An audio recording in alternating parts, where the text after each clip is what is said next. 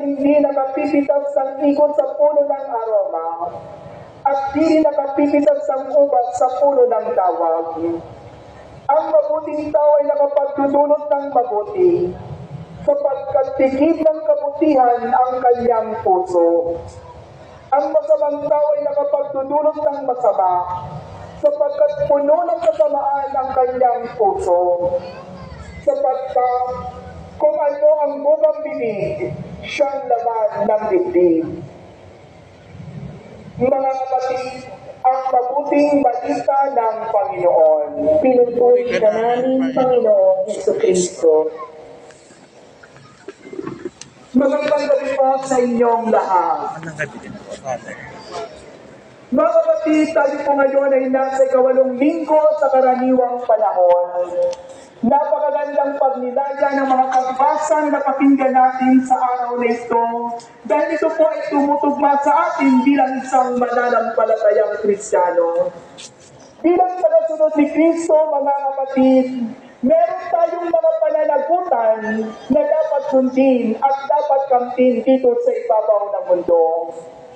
Dahil sa sakramento ng binyag, mga kapatid, tinanggap natin ang tinatawag nating threefold missions of Christ, ang pagiging pari, pagiging hari, at ang pagiging propeta.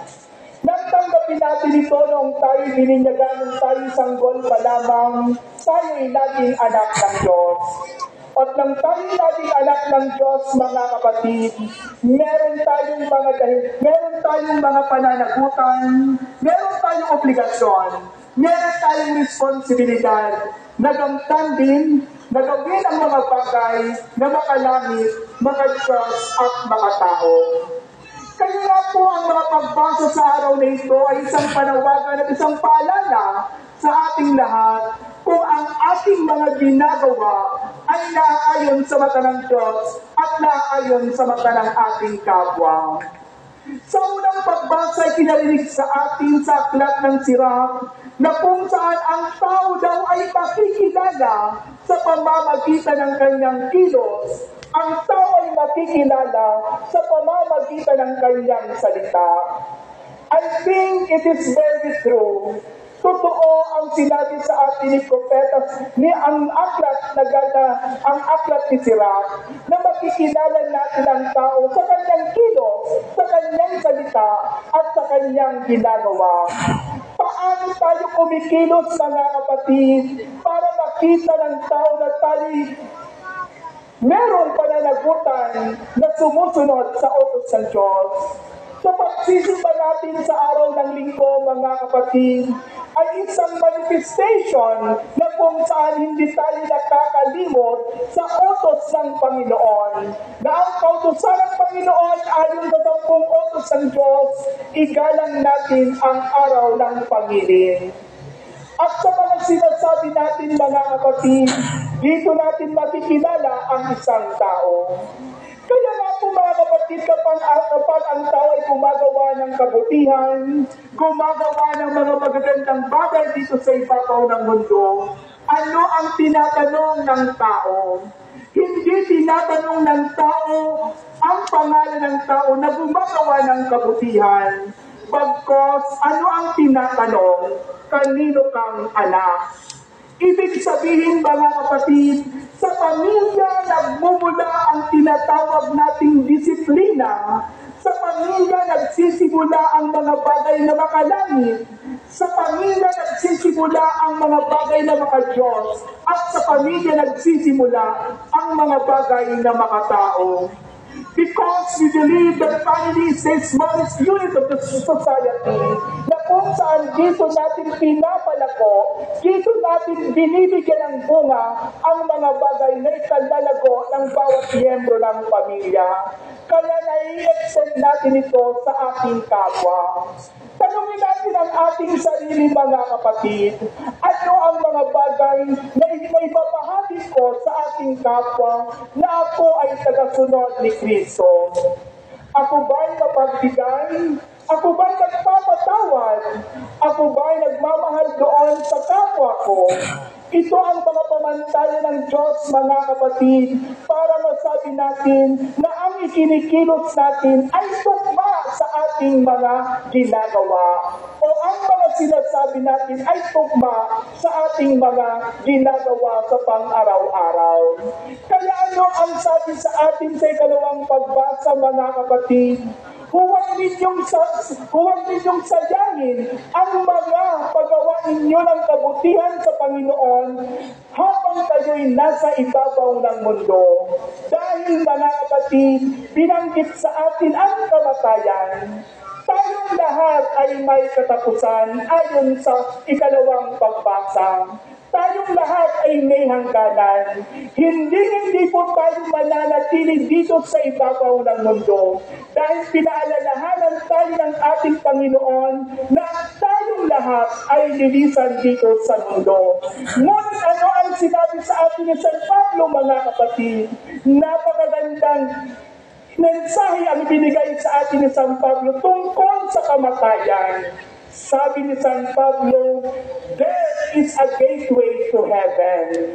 Huwag natin sayangin ang mga bagay na ginagawa natin dito sa ibabaw ng mundo, lalong-lalo na ang kabutihan, dahil ito ang magdadala sa atin sa buhay na walang hanggan.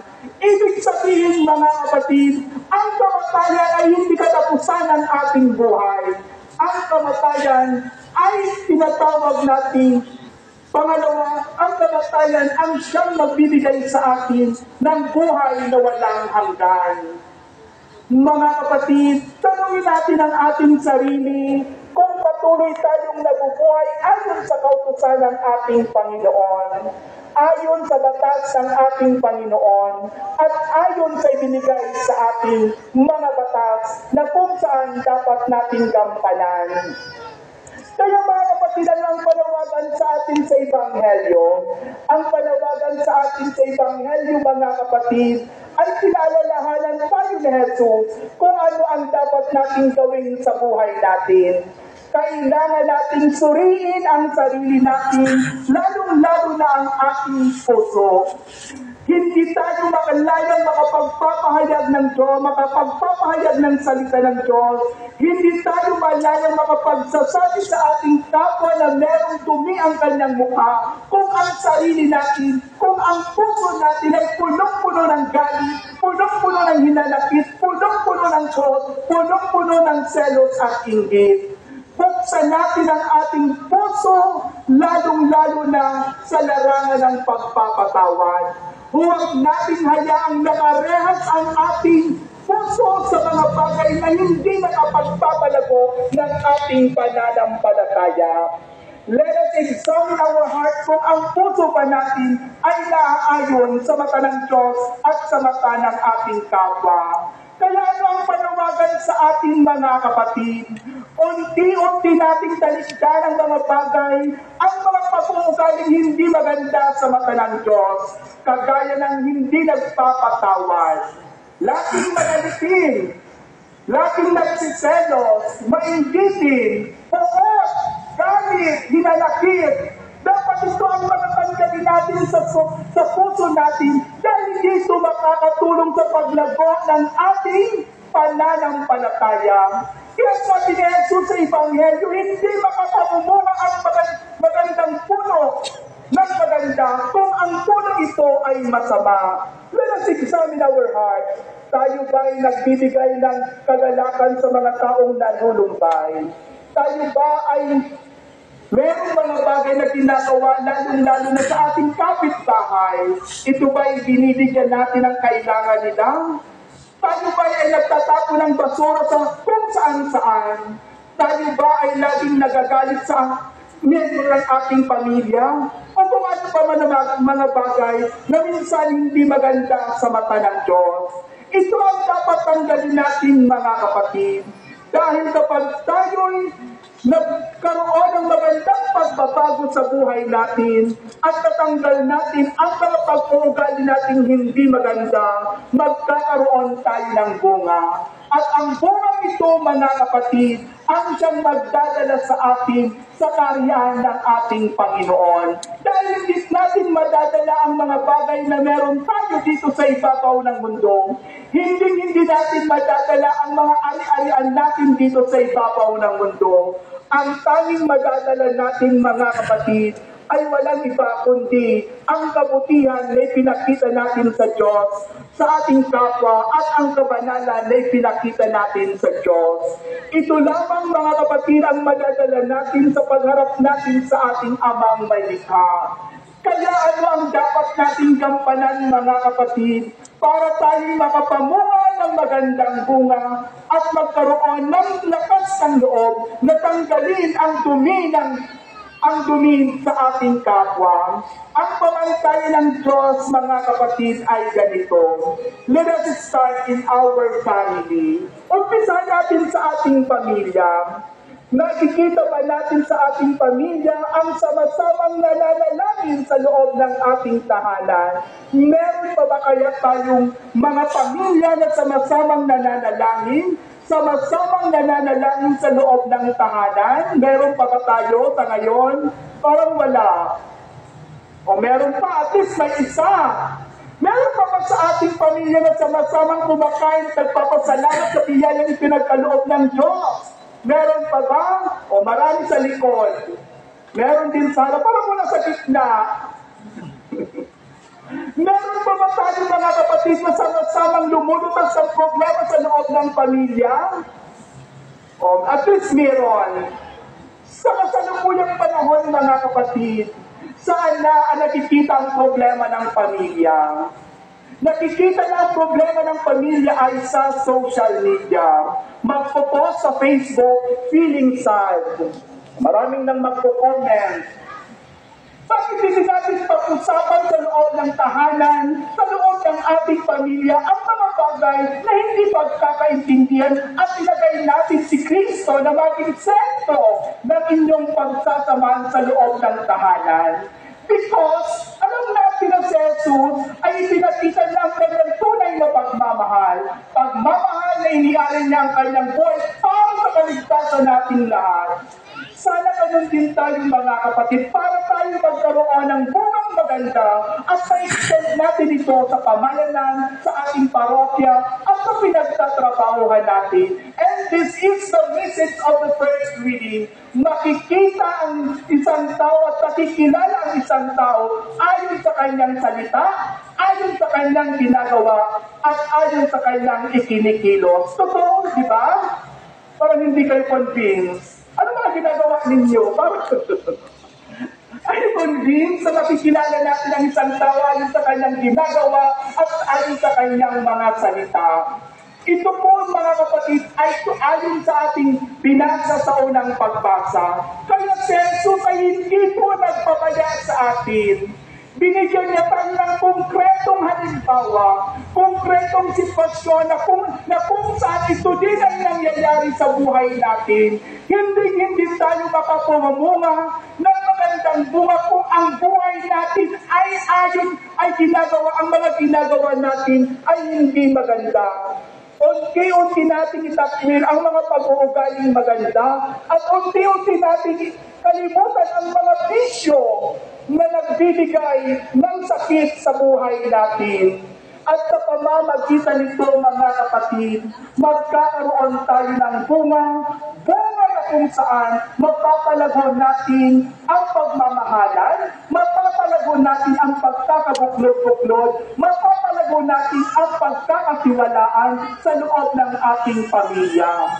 At sa pamilya, mga kapatid, dyan na natin mai-extend ang mga pag-uugaling makadiyos at maipapakita natin sa ating kapwa, maipapakita natin sa ating pinagtatrabahuhan, at maipapakita natin sa Diyos. And this is the one that we are going to bring in front of God. Because only one question that God will ask us, what did you do to the least of my brothers and sisters? At kapag tinampanan natin ito, mga kapatid, na sabi nga ni San Pablo, huwag ninyong sayangin ang mga kabutihang ipinapakita ninyo sa Diyos na inyong pinapagal, na kung saan ito ang magiging bitbit natin sa pagharap natin sa ating Amang may likha. If we perform those things here on earth, God will tell us, whatever you do to the least of my brothers and sisters, you did it for me. When I was hungry, you gave me food. When I was thirsty, you gave me drink. When I was naked, you clothed me. When I was in prison, you visited me.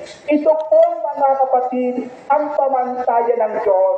Ang pamantayan ng Diyos, mga kapatid, ay iba po sa pamantayan ng tao. At dapat ang gawin natin, mga kapatid, ay ang pamantayan ng Diyos na magdadala sa atin sa buhay na walang hanggan.